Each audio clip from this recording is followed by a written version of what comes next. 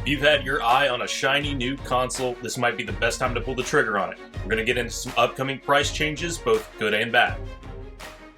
And Xbox had another partner review with a bunch of new announcements and trailers. A lot of cool stuff. We'll get into all this and a whole bunch more right now on Gaming News Weekly.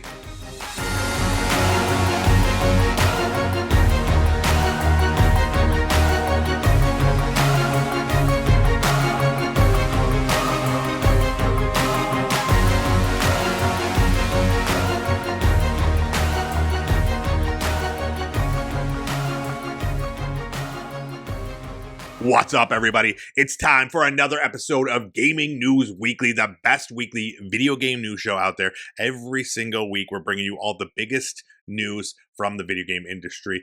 You can find us on YouTube and podcast services everywhere. My name is Erect the Red. As always, joined by this gentleman right here, Mr. Full Clip. What's going on, dude? How are you? Hey, I'm feeling complete this week because I actually held good on what I said. I finished Haven Dock, got all the achievements. Holy shit. Yeah. What's happening, dude? This must be like game number 5 ever for me to just like complete. So I'm on a good roll. And then speaking of that roll, I picked up a game. I didn't know about this one until you told me about it last week, but one that you started playing as well, Retro Rewind. Not Rewind 99. That's the one I was looking at before in the store. This one I think is a little more, I'd like to try them both eventually, but this one seemed like the one to go for. I started playing it. I'm like now 5 achievements away. Give me about 2 more hours. I think I'll be done.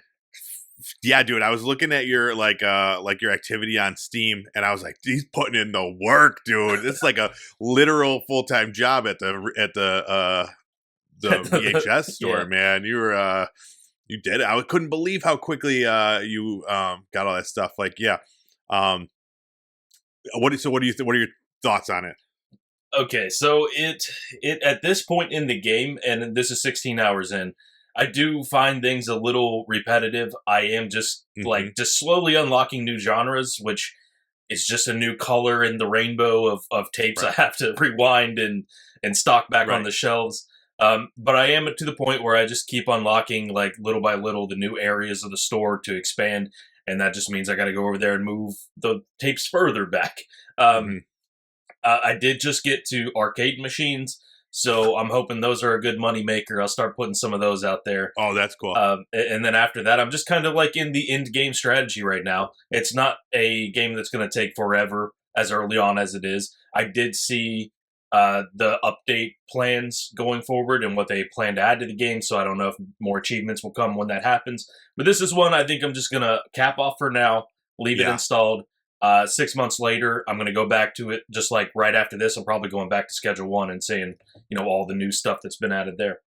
Yeah, it's nice that they're doing that where they keep, you look at the roadmap of things that they're going to add free updates and stuff because, it does get to a point where like, all right, I've gotten, and absolutely, I'm sure you would agree that you've gotten your money's worth on this, like you said, there's not much you could do, but like how much was it? Like less $15 maybe, right? And I think definitely a good value for the amount of stuff you could do in the game. But I'm excited. Yeah, video games, dude.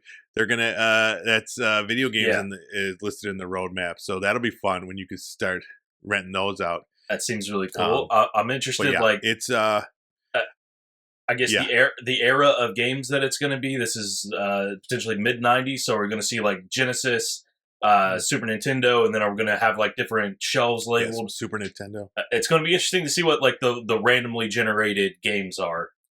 It's going to feel like real life with these simulator games now. Yeah, absolutely. Yeah, I'm excited to see what they are. What do you have a favorite movie that you rent out there? Ooh. Okay, like the adult section. What was the one? Grandma's Dog Pie or something? Oh, yeah. Oh, the adult section has some quality titles. Yeah. What are some of the I don't know. Some of the adult titles are like ridiculous. Like I Love My Lawyer or something like that. I'm just like, or Mushroom Tub. I've got one that's just random, but I don't remember the title on it, but I got one that's just like a cowboy with his guns out and then another dude and they're just smiling as big as possible with a big pizza in front of them. And the title goes with it, but I don't remember what it is. Yeah. Yeah, it's still random, but it really is enjoyable. Yeah, I think it's a good game. It's definitely very grindy leading up to that, and there's not a ton but again, if they keep adding stuff, like I think it's going to solidify it as one of the better simulator games that's out Cool. there. Um I do wish there was like people don't get, well, sometimes they'll get mad if you charge them the fee or whatever, they like might Yeah. throw something. But like in like water park simulator, if you spend too much time, like if someone's waiting too long for service, they get angry and then they'll give you Yeah. like a poor rating and stuff like that. I wish there was more variables like that kind of um made you try a little harder. Right now it's just, you just kind of go through. It's more of Yeah. a cozy game. There's less It's a little on the bare line. bones in that way, and I agree. Like Yeah. just customers getting frustrated, or I think there is like some kind of mechanic going on, and this was in the patch notes. Something about like they have a favorite movie sometimes. So when something comes back and it's broken, I don't necessarily know to replace it. I know you can pay like $60 from the black market to replace it, but it hasn't been an issue as far as I know. So a Hmm. little more of that, and I'll tell you one cool interaction that I had. um, you can hire employees. I hired somebody to run the front register, and this is like one or two people in because somebody got sick, and I'm like, okay, go Hmm. home, I guess. But it's like I don't want to have to do without you today, so I just fired them. Hired somebody else. Nice. This person was like loyal or whatever, but then a gym came through on the applicant pool. They were fast at both stations, so I let go of my loyal employee. Big mistake. This new guy comes in, and on day one, he's standing in the break room, and he prompts me, "I know about the videos you've been buying from the guy in the back alley. Give me $5, and I Shit. won't tell the police." And I What? said absolutely not, and immediately fired him. So more just stuff like that would be awesome in the game. Yeah, I do like, yeah, the random things, like when you get a phone call and it's like some random thing. I like Yeah, those random bits. So yeah, it's a fun game. I think we could definitely say it's Gaming News Weekly approved Retro Rewind. But yeah, I do want to try the other one and Rewind 99 and see how it compares. Um, I actually almost bought. It's been on my wish list for a long time now. The Crime Scene Cleaner Simulator was on sale this week, and I was like, well, let me finish the Retro Rewind first, and then I'll move over, because that one is another one where I think the Steam rating is overwhelmingly positive. Which, when nice. you do see that it's attached to a simulator game, it's gonna be a good game because most of the time it's janky, and that's gonna obviously lower the score. But yeah, I have nothing to add. I've only been playing the same games I played last week. More of this Retro Rewind and Overwatch. And yeah, that's pretty much it. So yeah, this is like last week. I was glowing about all the games I was playing, and this, I'm just continuing to play those. Yeah, So it's a good thing. But and it's a good thing for me that, like, usually I'm like constantly just buying random shit or playing something on Game Pass, and I'm sticking with these for the time being. I got to catch up to you on the overall completed games, or else you're gonna win the Tesla Cybertruck that's up for grabs here. yeah. I forgot about that. So can't let that happen. And it's got a Gaming News Weekly wrap on it, dude. It looks amazing. Yeah, our face is huge on it. Yep, yep. All right. Well, that being said, should we just get into our new releases? Yeah, let's do it.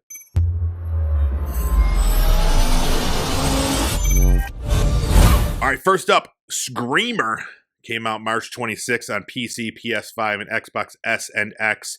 This is an arcade racer. It's a reboot of an older arcade racing series. This one is pretty interesting as far as racing games go. It's got like a twin stick style of driving where you use one stick to control the drift and the other stick to kind of steer the car.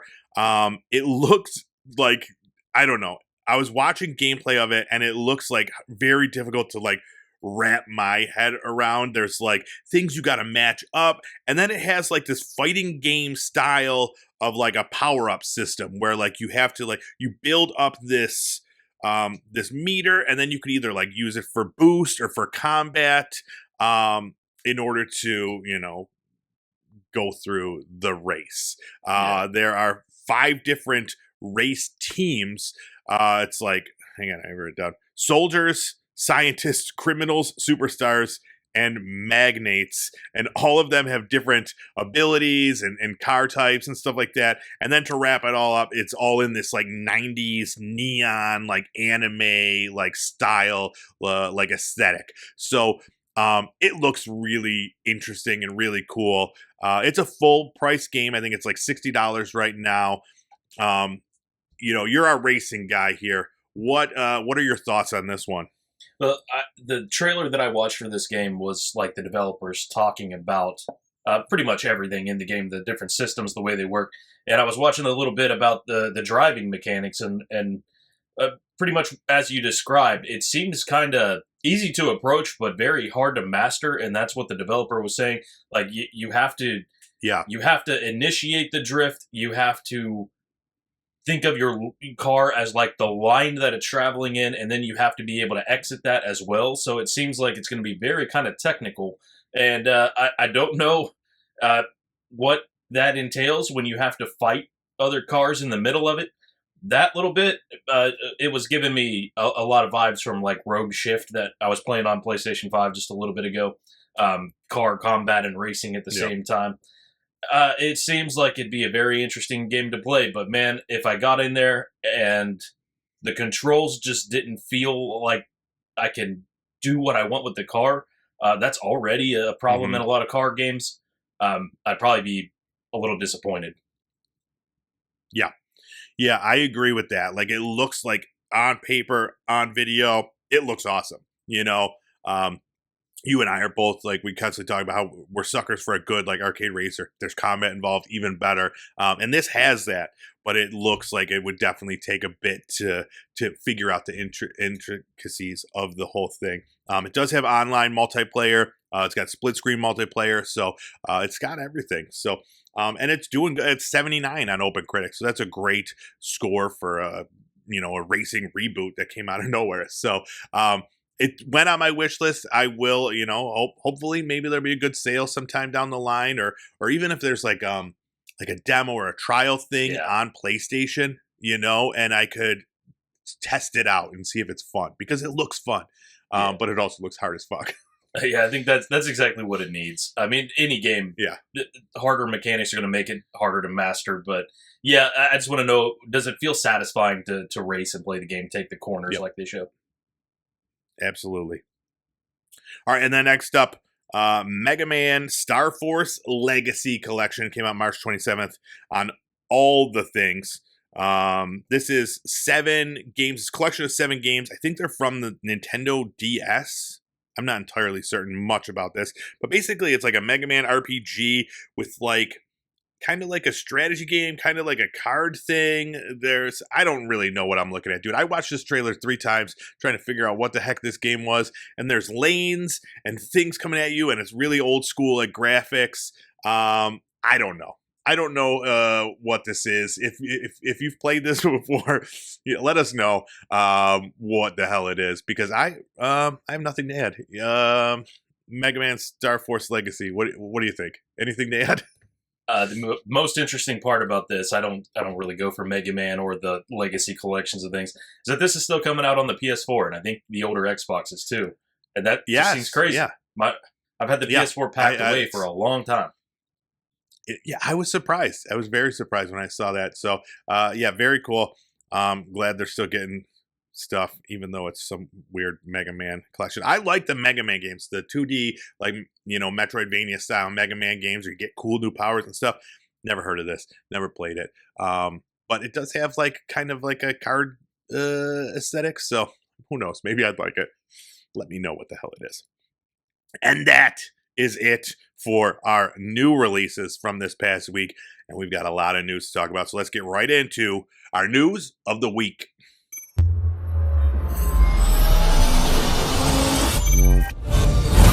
All right, our big news this week, we had another Xbox partner preview. Always super excited to see what these are bringing. They're low-key, like, filling our news with a lot of good stuff every time they have one. Big announcements, everything's coming to Game Pass, so it's real cool, especially now that they've had that switch up in leadership.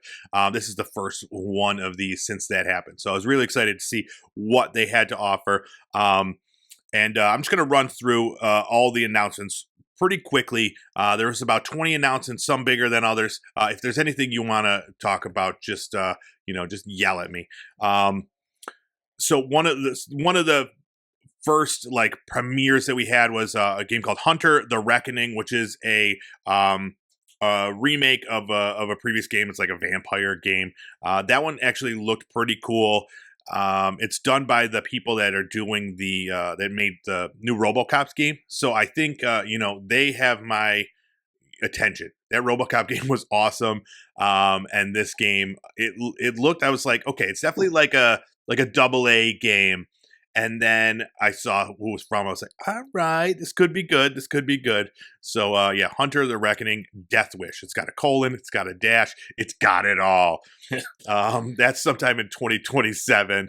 Let's see. Wuthering Waves was announced coming in July 2026. We got a new trailer for the new Expanse game, Osiris Reborn, which I'm very excited for. Did you watch the Expanse series when it was on I don't know what channel it was on. It's like a sci-fi show. It's based on a series of books. There was a show, but this game looks kind of like Mass Effect. It looks very cool. That we found out not coming out until spring 2027, but they will have a beta April 22nd. And again, this trailer was really cool. I was excited about that one. I really like seeing like the cyberpunk aesthetic when they go to the ground. I know they're moving back and forth a lot between like space and Earth, but interesting dystopia down there. The world of the Expanse from the books and the show is really, really well done, really well thought about. In terms of like where people are born in space, people are born on different planets, so like the different gravities have affected their like body makeup, and some people are like more stout because of that. It's really cool. It's very well done for all the nerds out there. We got another look at the Blumhouse game Grave Seasons, which is kind of like a cozy game with like a horror vibe that we did get a release date for August 14th. So that looks cool. It's got farming and ghosts, and it's adorable. So, this one looks awesome. I'm going to have to show my wife. A horror game for you. Absolutely. She's very much into the Blumhouse movies, so I think I'm going to hear a little bit of cozy farming and then screams. Oh, good. Yeah, perfect. We got an announcement for a new Serious Sam game, a Serious Sam Shatterverse. It's like a whole bunch of Sams together in like a multiverse thing. That's coming sometime to PC, PlayStation 5, and Xbox in 2026. You ever play any of those Serious Sam games? No, I'm only familiar with the name. Right. Me too. I always see them listed places. I'm like, who the hell is playing these games? I mean, there's got to be somebody that's playing them, but never have I. We got a look at Stranger Than Heaven, which is the new game from the Like a Dragon developer Ryo Gagotoku. Which this game looks awesome. It was like this gangster, and it's going through different, like 5 different time periods. It's like from like I think it was like the 30s up and through the 60s. And it looked violent as hell, dude. Like everybody's getting stabbed and stuff like that. I'll add this to another list of the games from RGG that I want to play and never play. Yeah, this one is probably a standout on this whole list for me. I'm very interested in the way that you have 5 different stories, 5 different eras, and how that's going to be told story-wise. Because when I play a game like this reminds me of like Mafia or Yakuza, and in those games you get to be attached to your protagonist, but this seems like it's going to have 5 different protagonists. I don't know how attached you get and care about them in the way that you would in a typical game. Yeah, it'd be interesting to see. We're gonna get there's an Xbox Presents May 6th with a deeper dive into that game. That one I'm excited for. Super Meat Boy 3D coming like in a couple days. So if you're a fan of that and just want to, die over and over and over again now in 3D, you can. We got a trailer from a game called Forever Ago. This is from Annapurna. So it's like one of those, feeling games where you gotta, you gotta cry and be upset about stuff. It looks great, but it looks cool. That's fall 2026. Ascend to Zero was another one we got a new look at. This is like this super fast paced, like crazy. I don't even know what the heck this was. Just a lot of flashing lights and a lot of moving parts. That one comes out July 13th, 2026. Dispatch was announced to finally come to Xbox. That is coming sometime this summer. Great game. Highly recommend that one. A game called Alien Deathstorm was officially announced.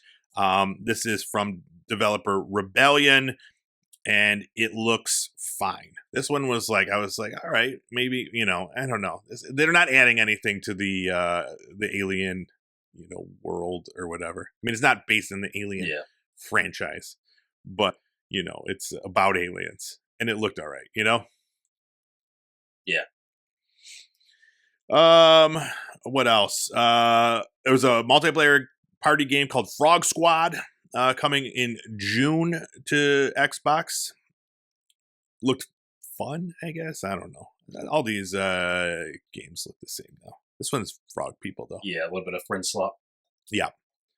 It's a Bluey game, Bluey Happy Snaps, is coming to Xbox coming everywhere in fall of 2026. This one is like you play as Bluey and Bingo and you go take photos of everything. Listen, I love the Bluey verse, and this one, if I could just walk around the town and just take pictures, this may be my next 100% full clip. Let's see you calling beat it that. now. Game of the year. Yeah, it's gonna be. I'm gonna say it's gonna get above a 60 on OpenCritic.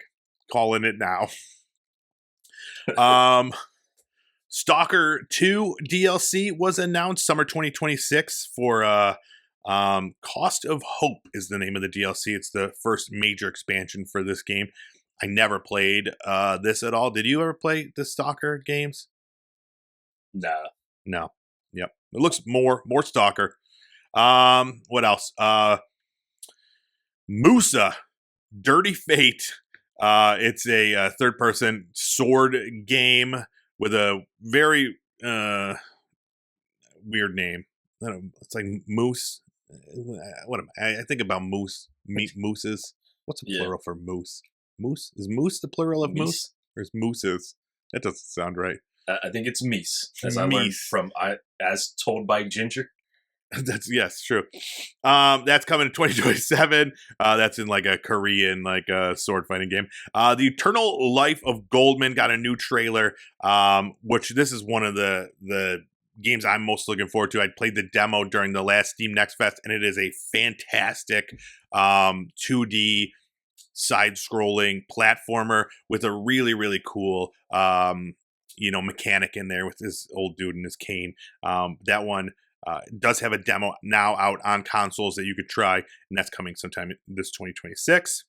Another world premiere was Vaunted. It's a sci-fi role-playing game. It's like a tactical role-playing game. That's coming out sometime in 2026. And then, the big announcement, Hades 2 is finally launching on consoles April 14th. It's going to be on all the things now. So you could get out there and play some Hades 2 officially. So that's exciting. You ever play Hades? No, I have somebody who's obsessed with this in my life though. So it was really interesting. I didn't know that it was only on PC or it was like on Switch. PC and I think Switch. But it's been out, so it's weird because it's been in early access for a while, and then the full release came out on PC, and then I think Nintendo Switch got the full release, and now it's going to be on PlayStation and Xbox also. It's weird. I miss the days when things just came out once and everything. This sounds like old man yelling at the cloud. I just want one day where everything's there. But it will be it'll be out now. Cause yeah, it was like, remember it was in the running for like Game of the Year and stuff last year. So, but now it's gonna be out on more things. Anywho, and then last up, we got a look at a game called Artificial Detective, third-person adventure game with a robot detective. So it's you got to solve the case. That's going to be out in 2027 on all the things too. What'd you think of that one? You love robot detectives? This one grabbed my attention too. I'm sold on the premise alone. I don't know anything about the game. Yeah, don't think we saw really any gameplay there. So that could be crap, but no, cool trailer. Yeah, I'll be watching. Yeah, absolutely. It is a good, it's like the disappearance of humanity, and he's like trying to solve that case. So yeah, very cool idea. I would like to see more of that one. That one absolutely is on my list. So that was it. Nothing like blew the doors off, but all the things that were shown will be on Game Pass, so that's pretty cool where they could say that, listen, we just showed 20 games. They're all going to be available on Game Pass. So yeah, hopefully we'll get some more. I'm waiting for more big announcements coming in. We're getting into the summer. We got Summer Games Fest probably in June.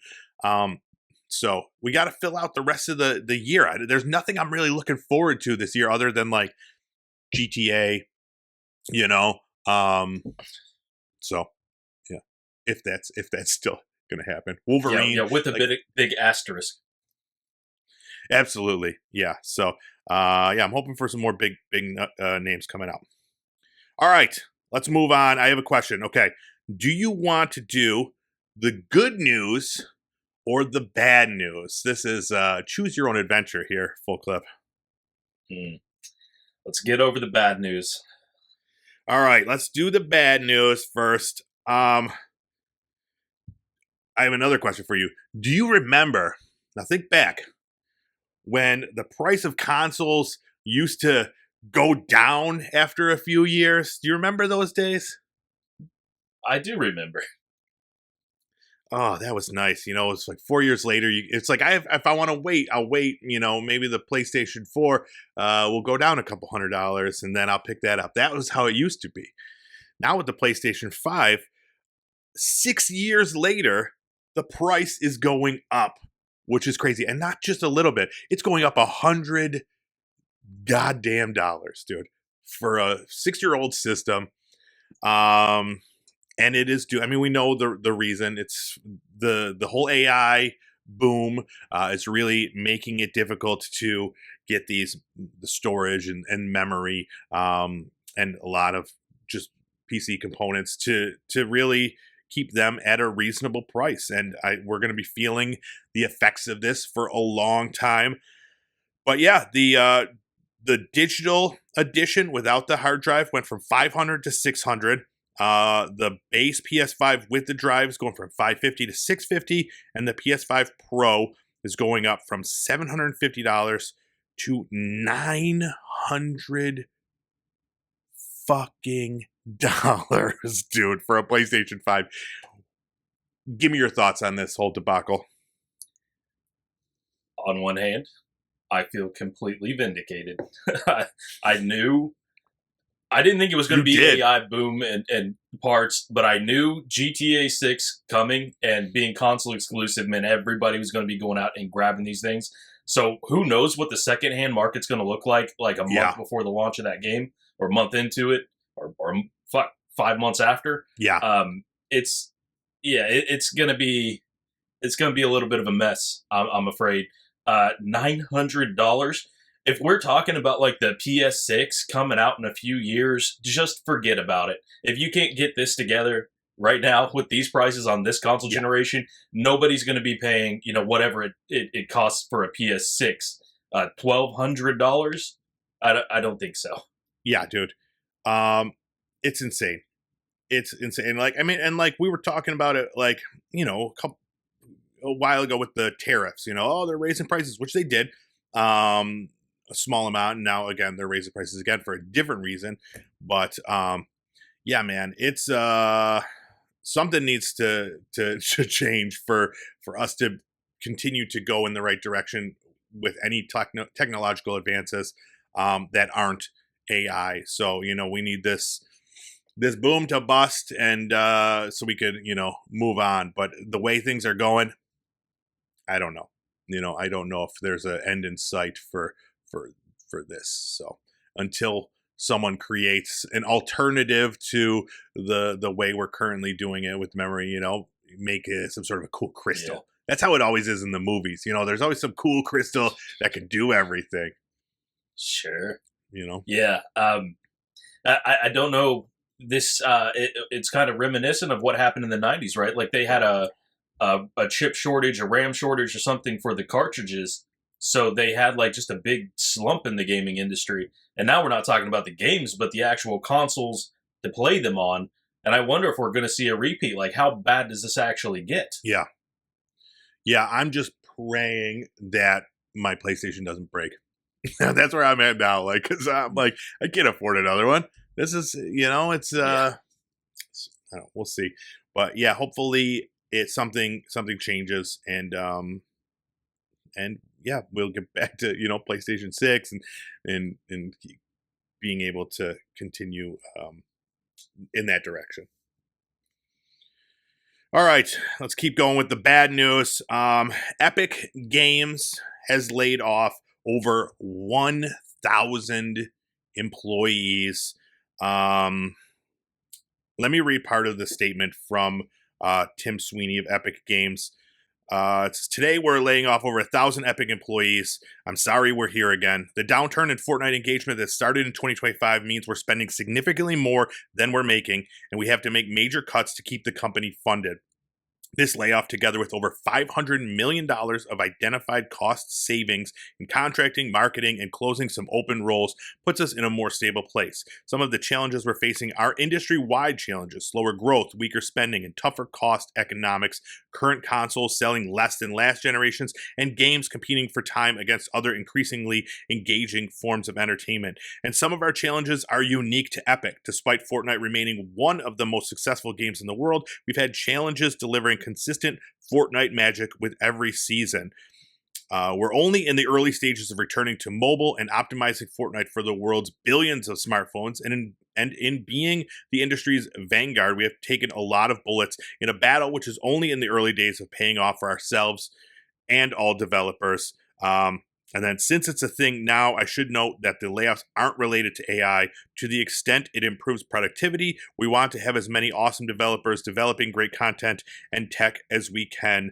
For what we need to do, or what we need now, what we now need to do is clear. Build awesome Fortnite experiences with fresh seasonal content, gameplay, story, and live events. Accelerate developer tools with greater stability and capability as we evolve from Unreal Engine 5 and UEFN to Unreal Engine 6. And we'll be kicking off the next generation of Epic with huge launch plans towards the end of the year. He goes on to talk about, layoffs and what they're planning to do regarding that. But yeah, that's pretty much it. They announced they're ending a few modes. The rocket racing, ballistic, and the festival battle stage will be ending between now and October. Yeah, I mean, what are your thoughts on this whole thing? I'm a little scattered on all of this. I mean, I'm not the biggest Fortnite fan, Tim Sweeney fan, Epic Games fan, but this one I kind of understand. Like they put so many people, they hired so many people to run this game when it's at its height, and they were the big dog. Yeah. And they tried to maybe overextend by being everything all at once, like the whole Lego Fortnite experience, Fortnite Rock Band experience, all this stuff. And maybe it wasn't as well of a calculated move as they thought. And now, man, 1,000 people, that's a lot of jobs. That's very unfortunate. But I do kind of understand it. This isn't just like we had a very successful game and now we're done with you. This is like a response to the market. They just do not have the eyes on their game. They don't have the kids stealing their parents' credit card to buy V-Bucks anymore like they used to. Right. Yeah, I agree. I definitely agree. I mean, it's hard when you say like, when you look at Epic Games, one of the leading money makers in the industry, and how much money they have, and how they could, take a little bit of a hit to keep some people employed, but it's business. I don't expect them to do that. Um but yeah, 1,000 people, that's huge. I think they still have, maybe, I think that was maybe like a quarter of their thing, or either they have 3,000 left or they have 4,000 left. But anyways, it's that's a big chunk of people, and hopefully, yeah, they could find something in the world. But again, every week we're saying, I don't know how you're a developer in the video game industry. It's a shit game.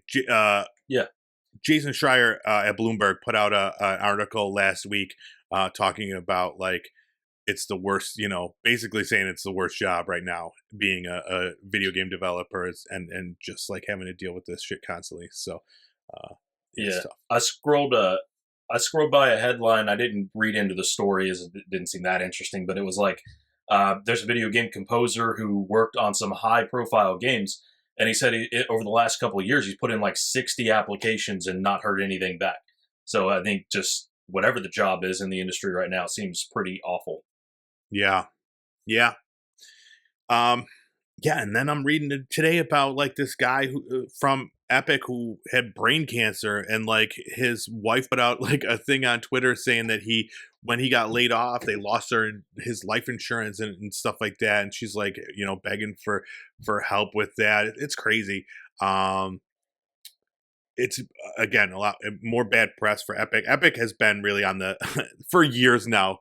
They've been, they were a good guy for a little bit right at the start, and then after that, Tim Sweeney's thoughts on AI and like all this shit, and then just Yeah, focusing 100% on Fortnite is a strange. Like looking back on it now, I don't know if it's a little bit like Monday morning quarterbacking, but like maybe it wasn't the best idea to focus your entire thing on Fortnite maintaining that level of popularity that it has, and not divesting yeah, into something else. But I don't know, who knows. It's Fortnite. Everybody expected it to constantly be amazing. But all right, let's continue with the bad news. Another studio has been shuttered by Sony. Dark Outlaw Games. This is Jason Blundell. He was the guy who came from Treyarch. He basically created the zombie mode for Black Ops. As, and he so this studio was a year old. Previous to that, he started a studio called Deviation Games, which went maybe like 3 years before it got shuttered without coming out with a game. Now this studio, about 1 year, didn't come out with a game. How crazy is it to be like a video game developer for 5 years and not have the world see anything that you've been working on? That's got to be so frustrating. yeah, Yeah. So this is another one. Um, there was no like official release from Sony regarding this yet, and there are a lot of like non-disclosure agreements behind this. So they kind of did an interview and they talked about. They couldn't even talk about what game they've been working on. They did mention that it was not a live service game, which a lot of people expected. How this is Sony's thing. We're going to put all these studios out there making live service games, and then we're going to cancel all the games yeah. and shutter all the studios. This supposedly was not a live service game, but we don't know what they're planning. So, bummer. Right. No, Yeah. no, I don't know if this is what'd you say, Monday morning quarterbacking or Saturday evening quarterbacking here, getting ahead of it. But what the hell is Sony doing? Like starting a studio, putting all that money in, all the investment, having them work for a year, and then just canceling it before anything can happen. Yeah. Yeah. They just don't believe in the product that's being worked on. It's got to be something like that, and I bet it's a combination of like tax write-offs for like loss. There's got to be stuff back there because it happens far too often where like they'll just cancel everything. So yeah, I don't know. This one now, granted, this studio wasn't huge, so luckily, it's not like on the level of 1,000 games laid off. But I do think there was maybe like 40 people Yeah. that did work there that did, are now out there looking for another gig. So hopefully, again, they'll land on their feet, and maybe Jason Blundell will start another studio, and Sony will buy them. Do you think that? Let's take a bet here. Do you think now this will happen where he will? It'll happen a third time for him. I'm gonna put it on the notes. I don't think it'll be Sony that buys it. I think, who knows, somebody else might. Because that would be hilarious if he's like, all right, now I'm making my studio Dark Squadron Games. And then, yeah. At this point, you got to just come out with something, right? Just indie develop something so that you feel like a real person again. Oh, God. Yeah, I mean, like, with this project, I don't know. Is everybody so afraid that they're going to be the next Concord, or what was the most recent one? Oathbreaker or something like that. Is everybody so afraid in the industry that it's going to be that High Guard? Yeah, that they're canceling these projects before they even come out.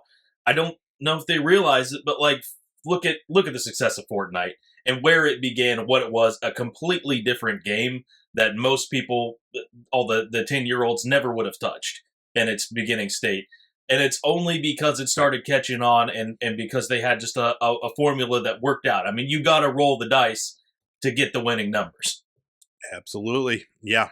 Yeah. It's a weird world we're living in now. And it sucks too with, like, again, with this ownership. Like, Sony, obviously, they're paying for all this. They're paying the salaries and that sort of thing, letting them develop this game. But I do want, like, I wish I could see what the hell he was doing. Like, if he's making like another like zombie first person shooter or something that's just a standalone thing, I bet it was awesome.